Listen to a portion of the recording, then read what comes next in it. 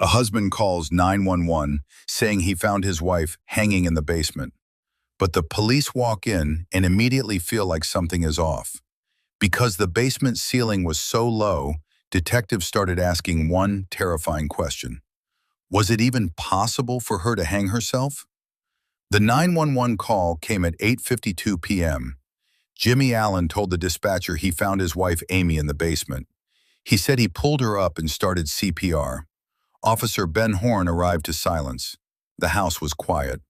Then Jimmy heard the officer and began screaming for help. Horn found Jimmy sobbing over Amy's body, still pushing on her chest. Amy had no visible injuries except one faint mark near her jugular. Horn asked how long she had been down. Jimmy said 20 minutes.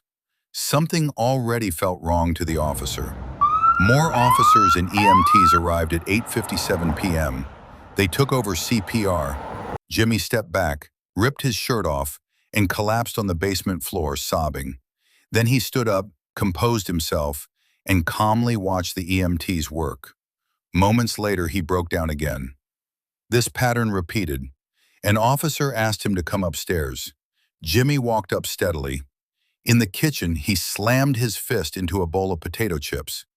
The officers had no context for his erratic behavior. They needed to know what happened before the 911 call.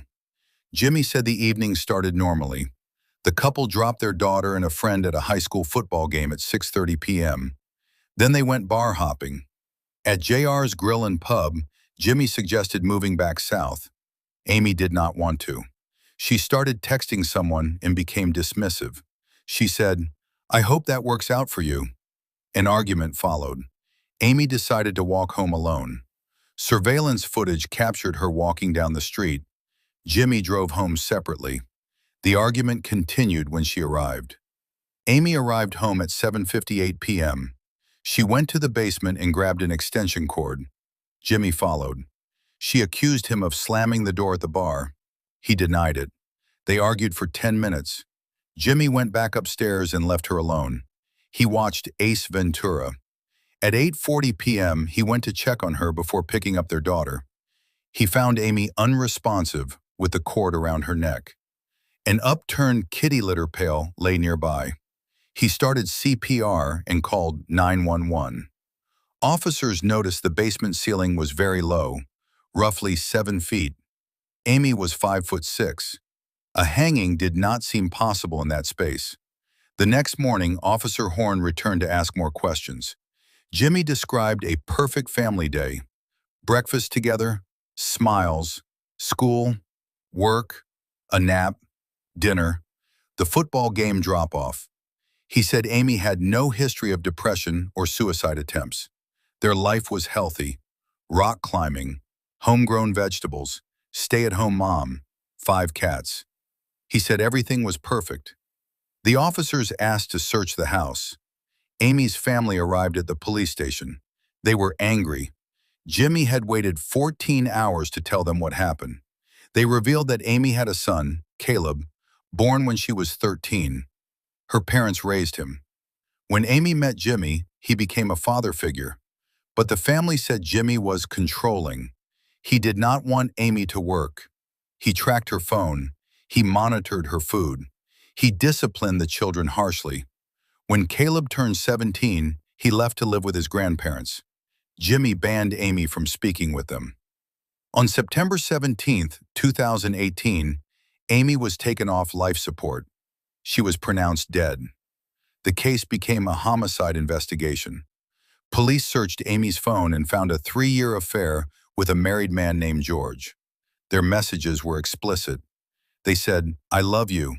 They made plans. On the day she died, Amy texted George during dinner and while sitting next to Jimmy at the bar. A new theory emerged. Jimmy saw the texts. He realized his wife was cheating. In the basement, he snapped. Jimmy had left Michigan and moved back to Florida. Detective Larry Rothman interviewed him 1 month after Amy's death. Jimmy admitted being self-focused. When told about the affair, he refused to believe it. He said Amy was too introverted to cheat. The detective printed out the messages. Jimmy still did not accept it. He took a polygraph. The results were inconclusive. Months later, the autopsy confirmed strangulation, asphyxiation. But the manner of death was undetermined. The investigation needed more evidence. Detective Rothman recreated the basement scene with a forensic lab. They used the same type of extension cord. After months of testing, the lab determined Amy's feet would have touched the ground. A hanging was not possible without assistance. A second pathologist reviewed the findings. The manner of death was changed to homicide. On October 16, 2020, Jimmy was charged with open murder. He was living in Florida with a new fiancée. Their wedding was 5 days away. Police arrested him. Jimmy pleaded not guilty.